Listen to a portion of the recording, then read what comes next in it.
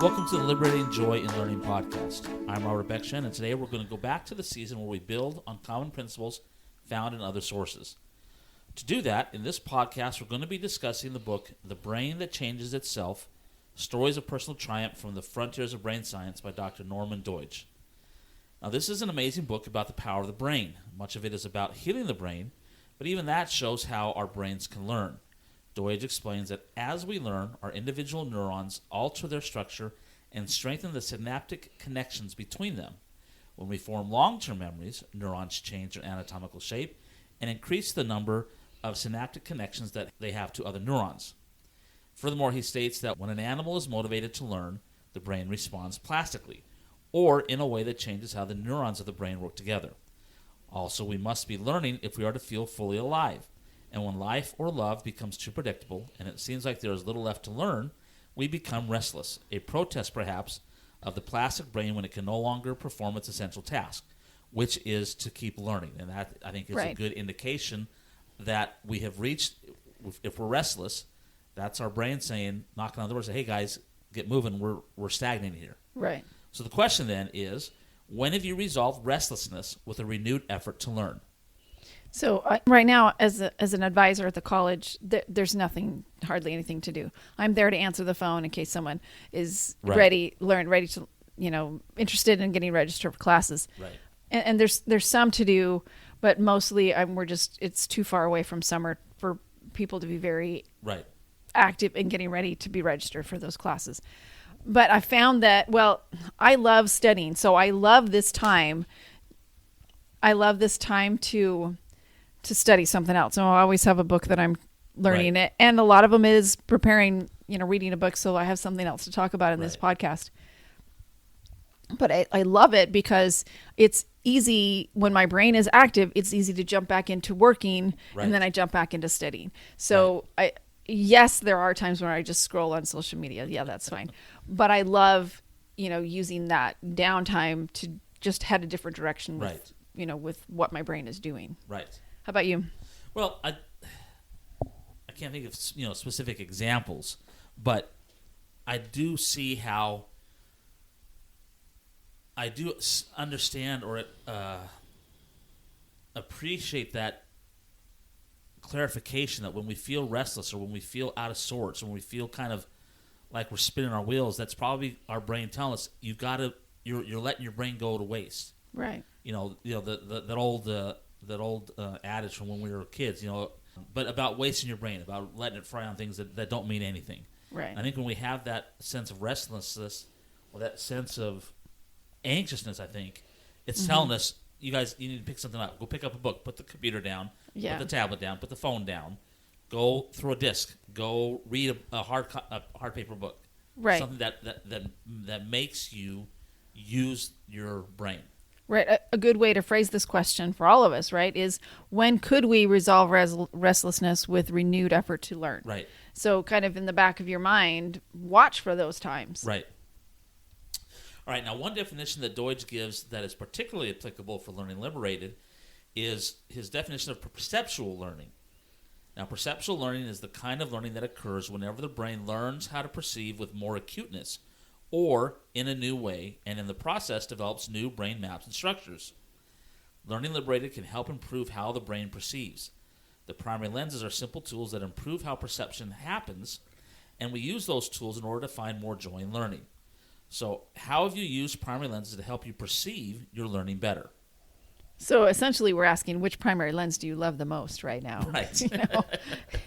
And I think the one that was the first one that I really got excited about when I was developing these, when they were, I was working with them to create them. I didn't create them, but I discovered them kind of thing, was the seasons one. I love that concept of having actions that are completely different from each other, but that all meet the same goal. Right. So that's, that helps me when I'm watching for those actions that are different, but all meet the same goal. That helps me perceive things differently. Right. So how about you? Okay. Well, I think for me, it's more of an understanding, a realization that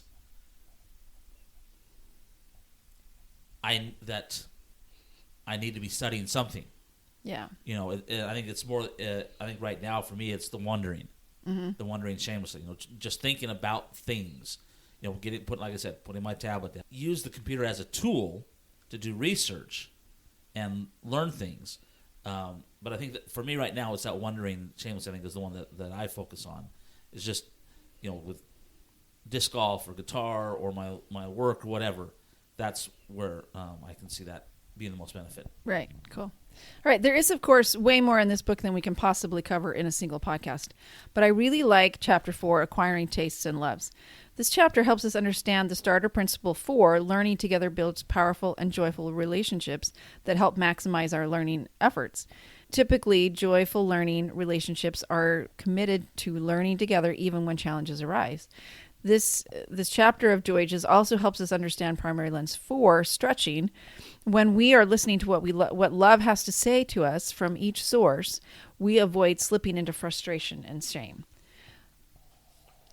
So according to Doidge, love creates a generous state of mind because love allows us to experience as pleasurable situations or physical features that we otherwise might not. It also allows us to unlearn negative associations, another plastic phenomenon. I just love his description of how the brain does this. When it's in love, when there's love involved, and we're not just talking about the lustful love, right?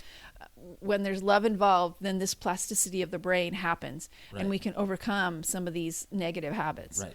Additionally, when people commit to each other, they must radically alter their existing and often selfish intentions and modify all other attachments in order to integrate the new person into their lives. Again, positive things happening, nurturing and selflessness that come from this. Also, when we commit in love, the brain's neuromodulator oxytocin is released. Okay, big words, right? But occasionally we will get into them. Right. So it allows the neuronal connections to melt away so that changes on a large scale can follow. Oxytocin is sometimes called the commitment neuromodulator because it reinforces bonding in mammals. It is released when lovers connect and when couples parent and nurture their children. Whereas, so we've got oxytocin, the other hormone is dopamine, which induces excitement and puts us into a high gear, right? But oxytocin induces a calm, warm mood that increases tender feelings and attachment and may lead us to lower our guard and triggers trust. So these are the chemicals, the hormones in our body that trigger this kind of learning. And there's a place for the dopamine, the effects of dopamine in learning, and there's a place for oxytocin.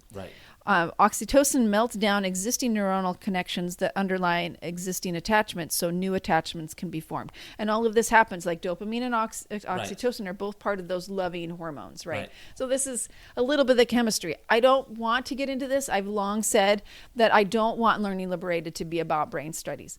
But occasionally it's fun to see what the brain is doing and how it chemically, this learning is happening inside of us. We're wired to learn. Like we really are. But then we go back to what are the principles that we can quickly use in our lives. Like I'm not going to talk about oxytocin when I want to learn how to parent my children. I just don't think it's not necessary occasionally, right? But it's just, it's good to understand. But then let's go back to those main principles. So to sum all of this up, as we stretch towards others in love, not just lust, right? We better unlearn negative associations. We commit to each other. We parent better. We nurture better. And we trust better. All of those things happen when it's in a loving environment. So what benefits from loving relationships have you seen in your learning? Well, I think that's the main focus or the main key to learning. If you're not in a loving or positive relationship, you're not going to learn.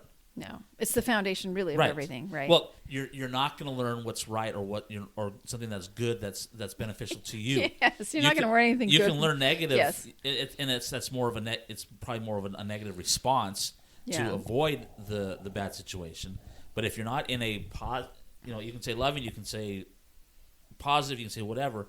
But if it's a helpful, strengthening relationship, you're going to learn. Right. And that's where, you don't always need a therapist. You just need a good friend, or you need a spouse that will listen to you, or you need a mother that will just take care of you. That's what, and I'm not knocking a therapist. I just had one today. But there is a place for just those friendships, and to recognize the power of them. Absolutely. Okay, so thanks for joining us in this discussion of Doidge's book and how it can help us understand how learning happens and the value of loving relationships in order to improve our learning. Next time, we'll continue our discussion of another book that's related to learning. Right. And as always, if you have questions or comments, message us at learningliberated@gmail.com or message us on our Learning Liberated Facebook group. And if this episode spoke to you, share it with someone else that might enjoy it as well. Bye. Bye.